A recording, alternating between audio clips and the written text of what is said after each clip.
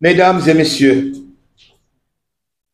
les travaux en commission et sous-commission débutés hier lundi 8 avril 2024 sur le site d'Angonje se sont poursuivis aujourd'hui avec le même dynamisme et avec le même entrain.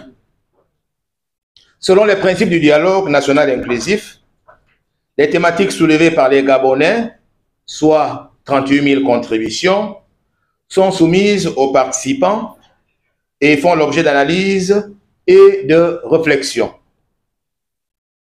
Il est important de rappeler que les débats se déroulent dans une ambiance très démocratique et sans tabou, dans un esprit de courtoisie et de respect mutuel.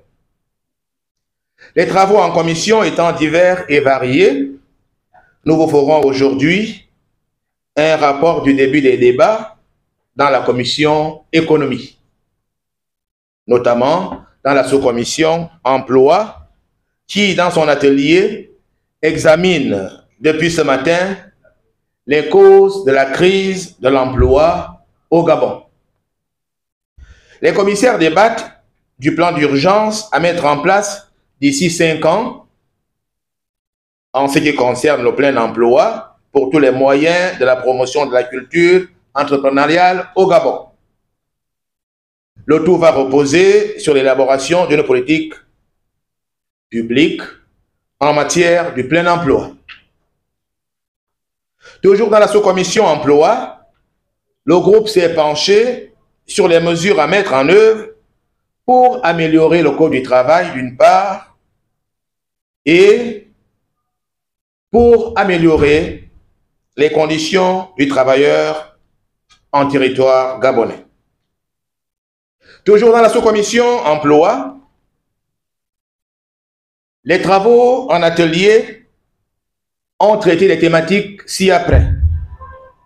La révision tripartite des articles querellés du Code du travail, la rédaction des textes d'application du Code du travail, la révision du décret 162/PR/MT du 7 mars 2016 relative aux conditions d'emploi des travailleurs étrangers en République du Gabon, la rédaction d'une loi portant statut particulier des inspecteurs et contrôleurs de travail, le renforcement de l'autorité des inspecteurs et contrôleurs de travail, le recrutement et la formation des inspecteurs et contrôleurs du travail, l'amélioration des conditions de vie et de travail au Gabon.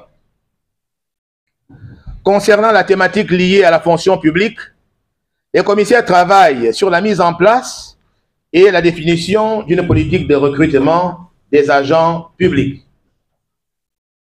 Dans la même commission économie, la sous-commission agriculture et environnement s'est penchée sur les thèmes de la pollution et de la gestion des ordures d'une part, et sur les thèmes de l'environnement urbain et du développement local d'autre part.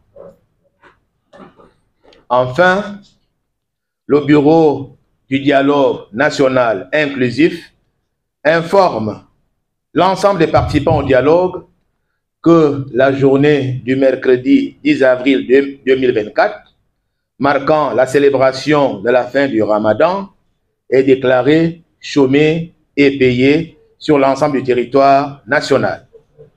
Par conséquent, les travaux sont suspendus pour cette journée et devront reprendre jeudi 11 avril 2024 à 8h30.